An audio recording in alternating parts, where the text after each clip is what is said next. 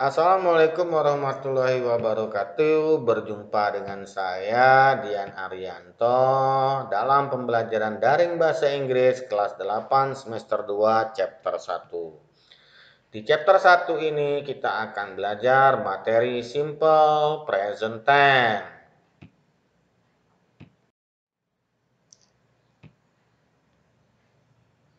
Sekarang kita simak apa itu simple present tense. Kita mulai dari pengertian simple present tense itu sendiri.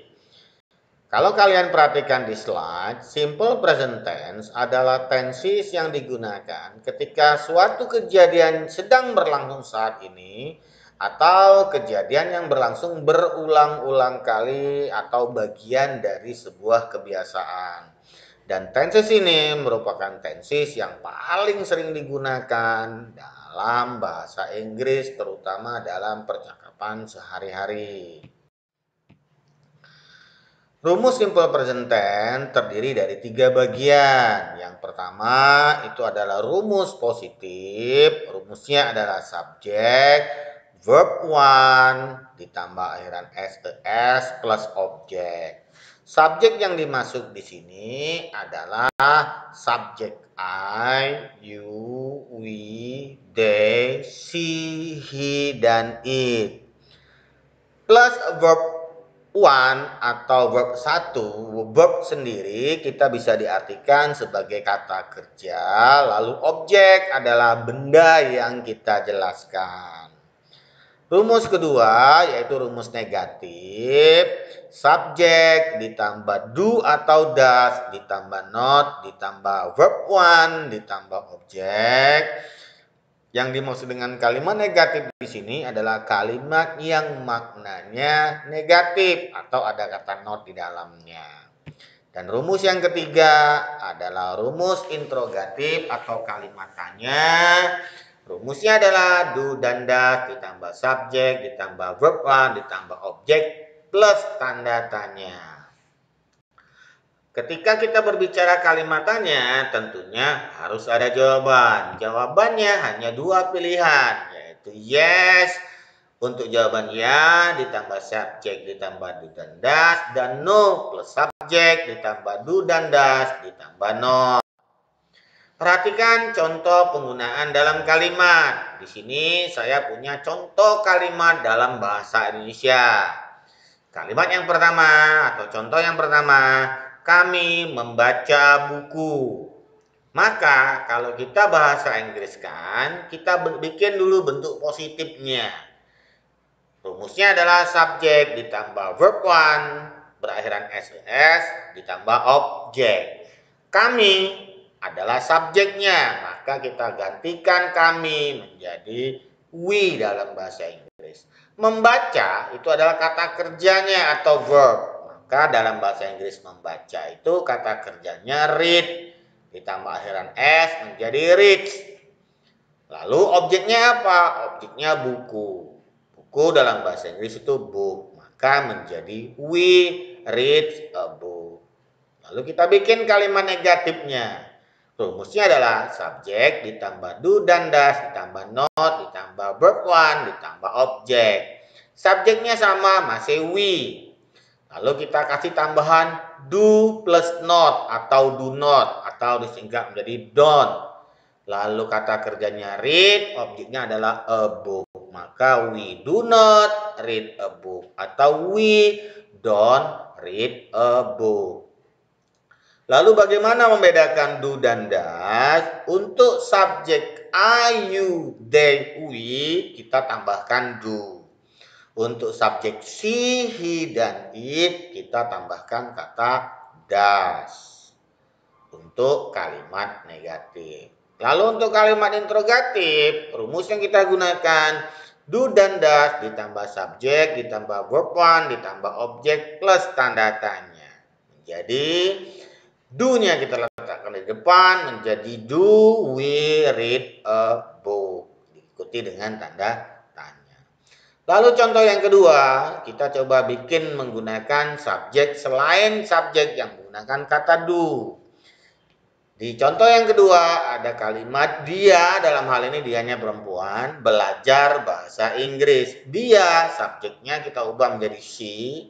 Belajar bahasa Inggrisnya adalah study. Di aturan bahasa Inggris tambah akhiran es menjadi studies. Bahasa Inggris English menjadi she studies English. Bentuk negatifnya she does not atau doesn't study English, dan interrogatifnya does she study English.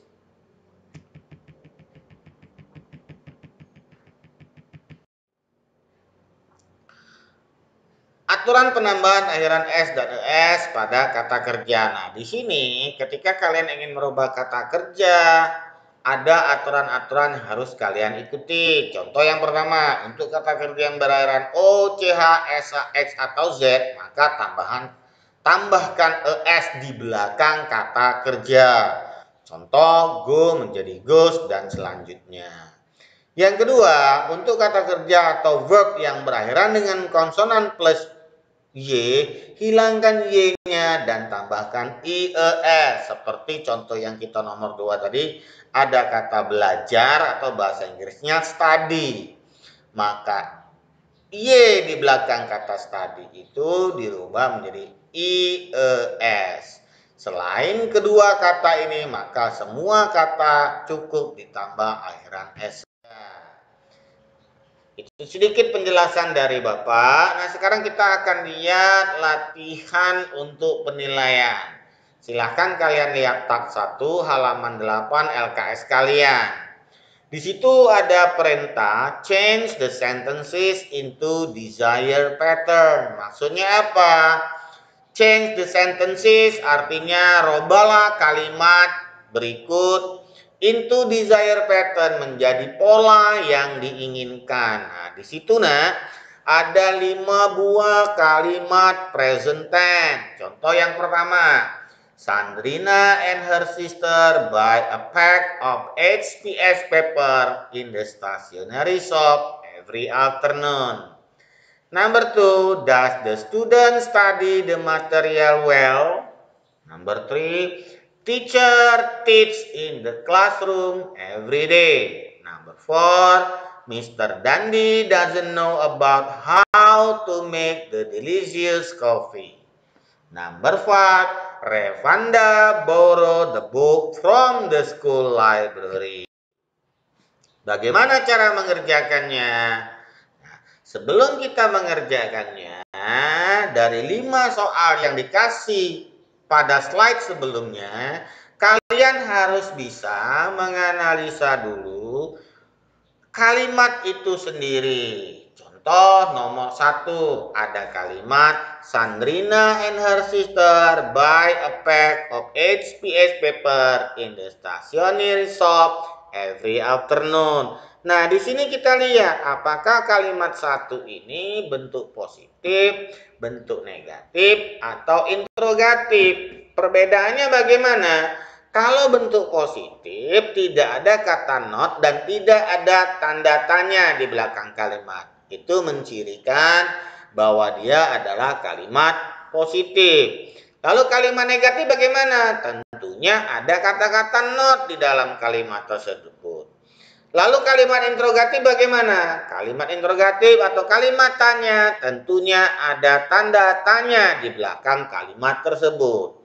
Nah, kalau kita perhatikan nomor 1, di sini tidak ada not dan di sini tidak ada kata tanya.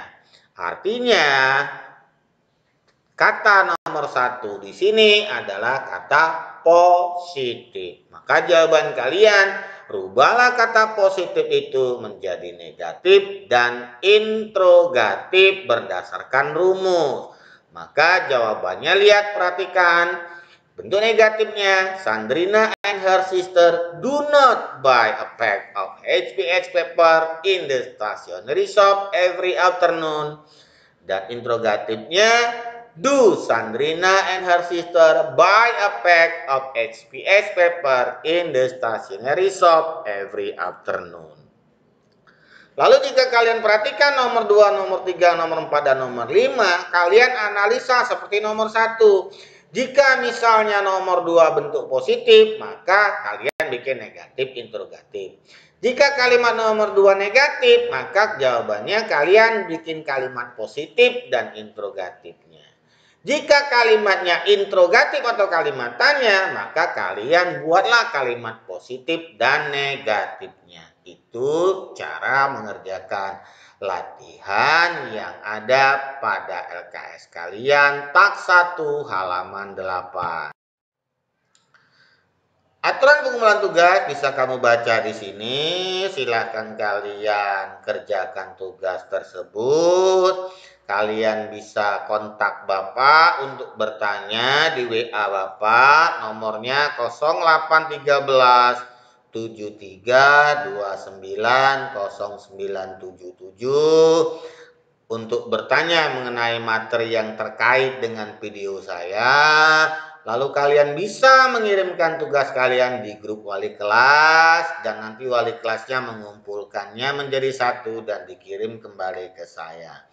Sekian video tutorial bahasa Inggris kelas 8. Saya harap kita semua diberi kesehatan. Semoga situasi seperti ini segera selesai. Saya akhiri, wabillahi taufiq walhidayah. Wassalamualaikum warahmatullahi wabarakatuh.